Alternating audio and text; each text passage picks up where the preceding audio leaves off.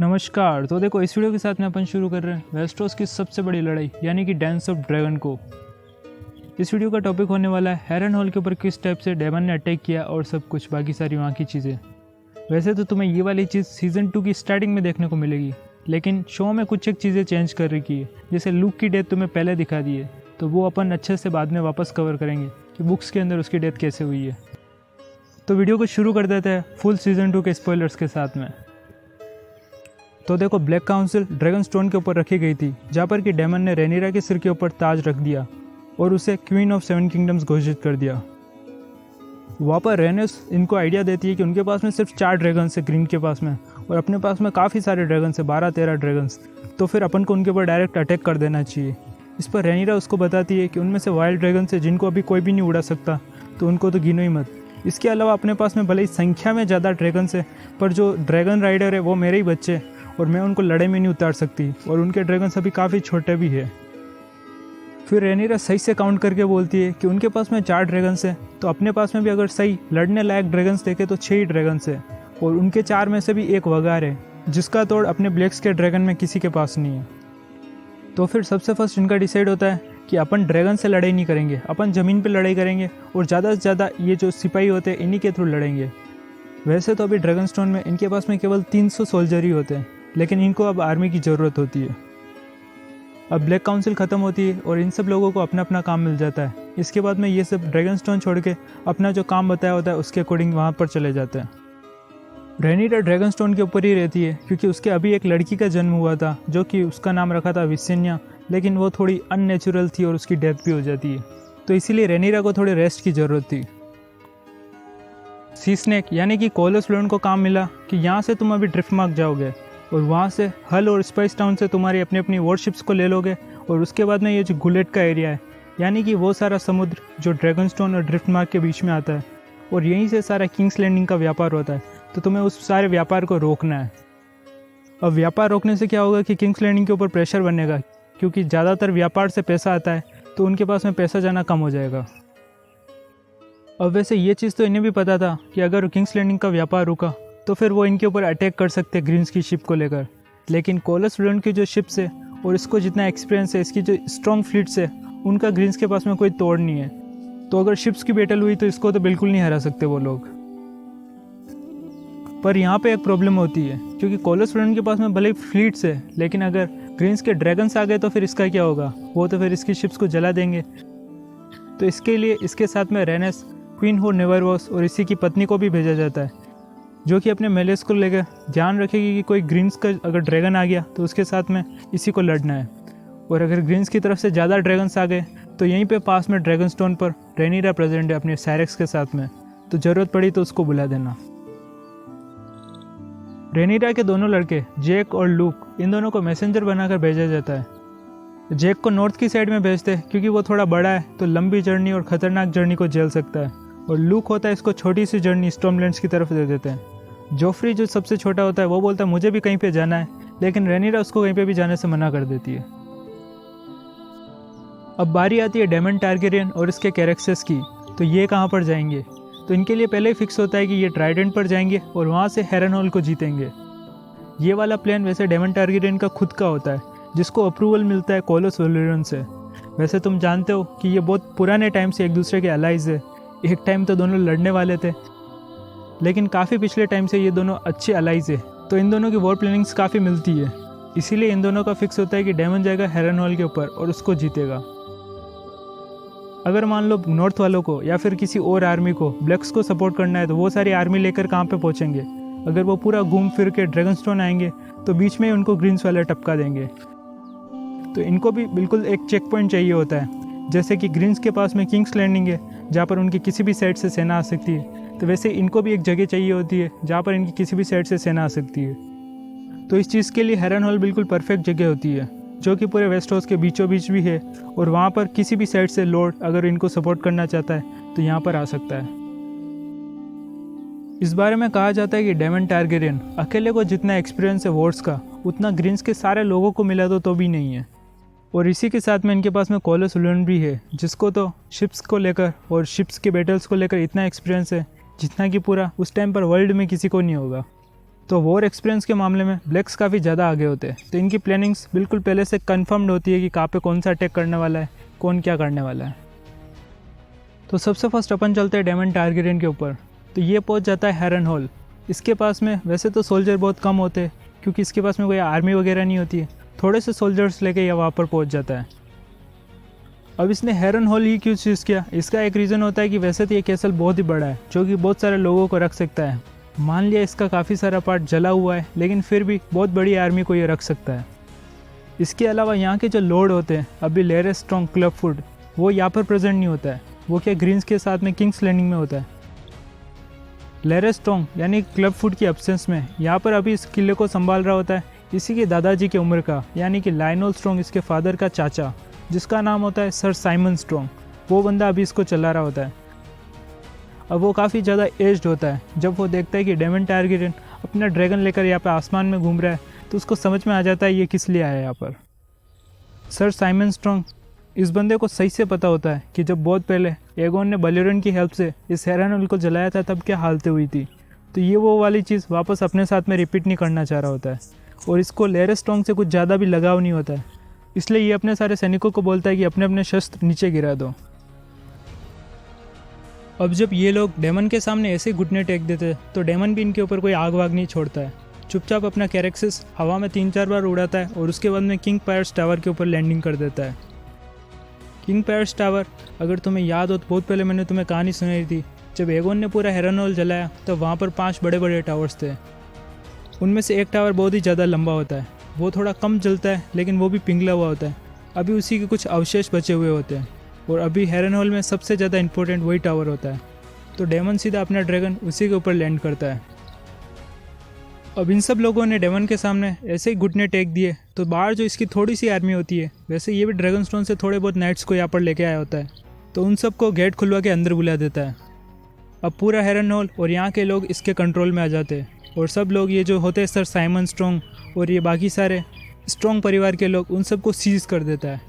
इसी के अलावा यहाँ पर जो थोड़ी बहुत वेल्थ होती है, गोल्ड वगैरह, वो भी इसके हाथ लग जाता है। लेकिन गोल्ड और ये जो सर साइमन स्ट्रॉन्ग और बाकी सारे होस्टेजेस है, ये सब तो साइड में रहे, इसको सबसे इम्पोर्टेंट चीज़ ये मिल गई कि हैरनहोल अब इसके कंट्रोल में, जो कि ब्लैक्स के लिए एक इम्पोर्टेंट बेस बन सकता है। अब हैरनहोल को ऐसे कब्जाने के बाद में वहाँ के सारे हाउस होल्ड नाइट्स, वहाँ के लोग, नौकर, सब डेमन के कंट्रोल में थे। यहीं पे एक औरत थी जिसका नाम है एलिसियन रिवर। पेशे से तो ये औरत वेट नर्स यानी कि दाई माँ होती है, लेकिन लोग इसके बारे में कहते हैं कि ये सुपरनेचुरल चीज़ों से जुड़ी हुई है। हिस्ट्री में लिखा हुआ है कि ये काले जादू करती है और शैतानों से कनेक्टेड रहती है, उनकी पूजा करती है वगैरह। लेकिन हिस्ट्री में कुछ लोग यूँ भी बोलते हैं कि ये खुद एक डायनी थी जो कि अपनी जवानी बरकरार रखने के लिए कुंवारे लोगों के खून में नहाती थी। अभी आखिर औरत थी कौन, यानी कि इसके माता पिता कौन है? तो नाम से तो इसके पता चलता है एलिसियन रिवर।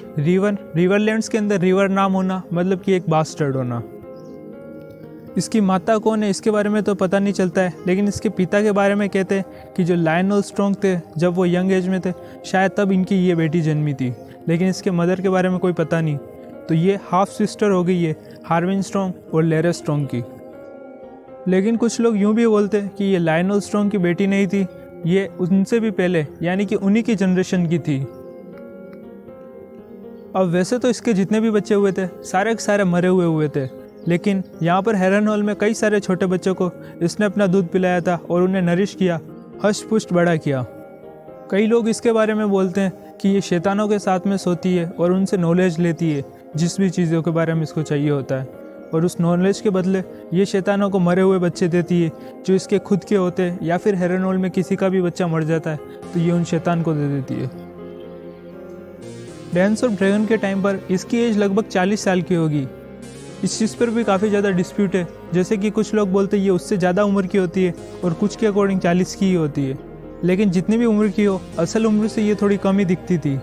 इसलिए लोग इसके बारे में कहते हैं कि इसको बुढ़ापा इसके डार्क मैजिक की वजह से नहीं आता है।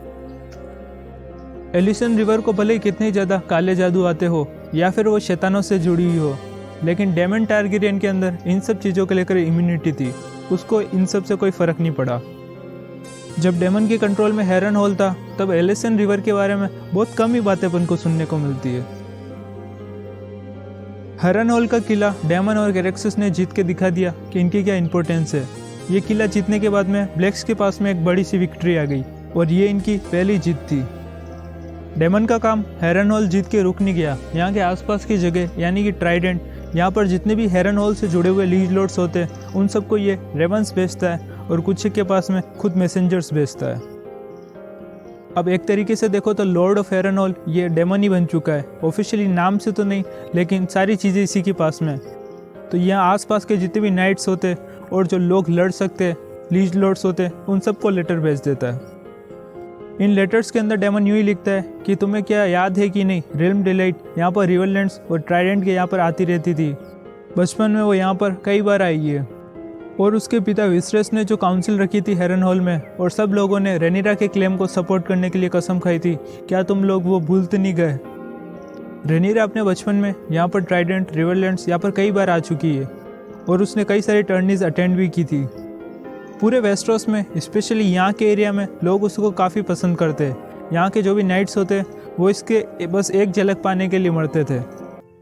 अब तो रेनिरा की शादी हो चुकी है, लेकिन ये जब लेटर इन लोगों के पास में और नाइट्स के पास में पहुँचता है तो वो लोग रेनिरा के लिए अपने अपने शस्त्र उठा देते हैं और डेमन को ज्वाइन करने के लिए हेरन हॉल की तरफ निकल पड़ते हैं।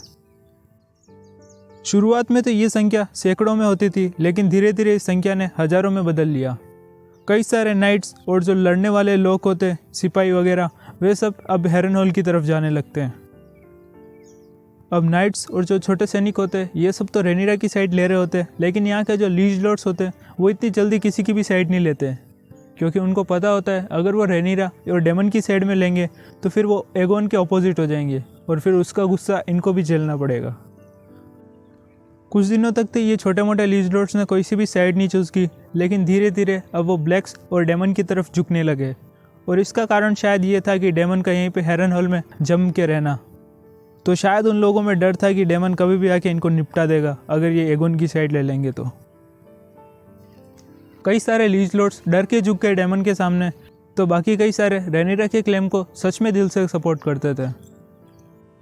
हेरन हॉल की तरफ सबसे पहले जो कोई लीज लॉर्ड आया वो था फॉरेस्ट फ्रे। अब जैसा कि मैंने तुम्हें बताया, रेनिरा यहाँ पर बचपन में कई बार आ चुकी है और यहाँ पर टर्नीज अटेंड करती थी। तो ये जो फॉरेस्ट फ्रे होता है ये बचपन में रेनिरा को सीधा मुंह पर जाके प्रपोज कर देता है और बोलता है कि मुझे आपसे शादी करनी है। यहाँ पर प्रेजेंट जितने भी लोग, नाइट्स, सब लोग इसके ऊपर हंसते कि ऐसे कौन प्रपोज करता है, मतलब इसने कुछ जीता वीता भी नहीं है, डायरेक्ट जाके मुँह पर बोल रहा है, वो तो राजा की लड़की है, वो क्यों मानेगी। और वैसे रेनिरा मानती भी नहीं है। तो तब से लेकर सारे के सारे लोग इसको फुल फ्रे कहना शुरू कर देते हैं। बचपन में तो ये एक कमज़ोर नाइट होता है, लेकिन अब एक ठीक ठाक नाइट बन चुका होता है, काफ़ी ज़्यादा ठीक ठाक। तो अब ये फुल फ्रे रेनिरा के क्लेम को सपोर्ट करने हेरन और डेमन के पास में पहुंच जाता है। इसके अलावा बचपन में जब रेनिरा यहाँ पे आई थी तब यहाँ पर एक टर्नी थी जिसके अंदर एक साइड में सर सैमुअल ब्लैकवुड और दूसरी साइड में सर एमएस ब्रैकन, ये दोनों लड़े थे। सर सैमुअल ब्लैकवुड इस कॉम्बैक्ट को जीतकर रेनिरा को थोड़ा इम्प्रेस करना चाह रहा होता है, यानी कि ये इसकी तरफ से लड़ रहा होता है, लेकिन यहाँ पर ये हार जाता है और सर एमोस ब्लैकवेन वो जीत जाता है। तो फिलहाल के टाइम पर भले ही ये बचपन में हार गया हो ब्लैकवुड, लेकिन ये सैमुअल ब्लैकवुड यहाँ पर डेमन के पास में पहुँच जाता है इसको सपोर्ट करने के लिए। और जो एमोस ब्लैकन उस टाइम पर जीता था, वो अभी उसके पिता ने पहले से डिक्लेयर कर दिया कि वो एगोन की साइड में, तो वो यहाँ पर नहीं आता है। इन लीज लॉर्ड्स के अलावा मिथुल्स ऑफ मिडनपुल आते हैं और पाइपर्स ऑफ पिंक मैडन आते हैं।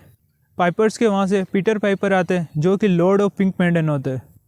ये बंदा अब काफ़ी ज़्यादा बूढ़ा हो चुका होता है, लेकिन ये डेमन के सामने आकर बोलता है कि मैंने और मेरी तलवार ने एक साथ में उस दिन रेनिरा के क्लेम को सपोर्ट करने के लिए कसम खाई थी। अब तो मैं काफ़ी बूढ़ा हो चुका हूँ, लेकिन मैं इतना भी बूढ़ा नहीं हुआ कि अपने वर्ड्स को भूल जाऊँ, और मेरी तलवार आज भी मेरे साथ में है। अब इन लोगों के अलावा कई और भी सारे छोटे मोटे लीज लॉर्ड्स होते हैं जो कि यहाँ आसपास के हेरन हॉल के होते हैं, वो सब इनके पास में आ जाते हैं। अब यहाँ पे दो और भी हाउस होते हैं जो कि थोड़े से वेस्टरलैंड्स की तरफ होते हैं। एक होता है वेंसेस ऑफ वेफर्स रूट और दूसरा होता है वेफेंस ऑफ अटांटा। अब ये जो पहले वाला है वेफर्स रूट, इसके जो सीगल होता है ये थोड़ा स्पेशल है। इसके अंदर क्या होता है, पहले से एक ब्लैक कलर का ड्रैगन बने हुए होते हैं दो, और ये हाउस सपोर्ट भी ब्लैक्स को करता है, यानी कि रेनिरा को। और जो वेंसेस ऑफ अटांटा होते हैं उनके जो सिकल होता है उसके अंदर 2 ग्रीन ड्रैगन्स बने हुए होते हैं और वो सपोर्ट भी ग्रीन्स को करते हैं। तो इन दोनों वेंसेस हाउस के अंदर ये ड्रैगन्स पहले से क्यों बने हुए सीगल्स के ऊपर, ये कुछ अभी भी मिस्ट्री है। अब ये सारे तो हो गए लीज लॉर्ड्स की बात। अब बात करते हैं लॉर्ड पैरामाउंट ऑफ ट्राइडेंट यानी कि ग्रोवर टर्ली। वैसे तो ये ग्रोवर टर्ली अब काफ़ी ज़्यादा बूढ़ा हो चुका होता है, लेकिन अगर तुम्हें पिछली वीडियोस याद हो तो 101 के अंदर ये बंदा विसरस के क्लेम को सपोर्ट कर रहा था। और क्यों कर रहा था? क्योंकि विसरस एक मेल है और रेनेस नहीं है, इसलिए। अब उस चीज़ को लगभग 30 साल होने आ गए, लेकिन ये अभी भी उस चीज़ को याद रखता है और बोलता है सपोर्ट करूँगा तो सिर्फ मेल चाइल्ड को करूँगा, रेनीरा को नहीं करने वाला। अब ये इस टाइम पर कुछ ज़्यादा ही बुढ़ा होता है, मतलब कि बिल्कुल मरने की कगार पे होता है, हमेशा बेड के ऊपर लेटा रहता है। जब मेस्टर देखते कि यार ये तो रेनीरा की साइड नहीं लेना चाहता है और एगोन की साइड ले रहा है, तो फिर इसका जो डॉक्टर होता है वो आके सबको बताता है कि ये अकेला मरे जो मरे, अपन कहीं सब इसके साथ में नहीं मर जाए। इसका हेयर इसका ग्रैंडसन होता है, यानी कि ग्रोवर टर्ली का ग्रैंडसन सर एल्मो टर्ली। तो राजकाज वाला काम सारा वो बंदा संभाल रहा होता है, इसका ग्रैंडसन। तो वो बंदा क्या करता है कि वैसे तो ग्रोवर टर्ली फुल सपोर्ट कर रहा होता है ग्रीन्स का, लेकिन ये टर्लीज हाउस ग्रीन्स को सपोर्ट कर रहे हैं, इन वर्ड्स को वो बाहर ही नहीं जाने देता है। मतलब कि सब में से किसी को भी नहीं पता चलता है बाहर कि ये टर्लीज किसको सपोर्ट कर रहे हैं। लॉर्ड पैरामाउंट ऑफ ट्राइडेंट तो अभी वो ग्रोवर टर्ली है, तो वो ग्रीन्स को सपोर्ट कर रहा है, तो ग्रीन्स के बारे में पता चलना चाहिए, लेकिन ये किसी को नहीं बताते हैं। अब इसके बाद में ये क्या होता है कि ये जो रिवरन का कैसल होता है टर्ली वालों का, ये अपने गेट्स वेट्स बंद कर लेते हैं। इनको भी पता होता है कि ड्रैगन फायर का तो इनके पास में कोई रेजिस्टेंस है नहीं, और ग्रीन्स और ब्लैक्स दोनों के पास में ड्रैगन्स है, तो किसी एक की भी साइड ले ली तो दूसरे वाले ड्रैगन्स इनको जला देंगे। इसीलिए ये लोग किसी की साइड नहीं लेते और चुपचाप शांति से बैठे रहते हैं। तो इस वीडियो को यहीं पे रोकते हैं। नेक्स्ट वीडियो के अंदर तुम देखना कि जैक जो नॉर्थ के अंदर गया था उसकी यात्रा कितनी मंगलमय हुई। मिलते हैं नेक्स्ट वीडियो में। Thank you.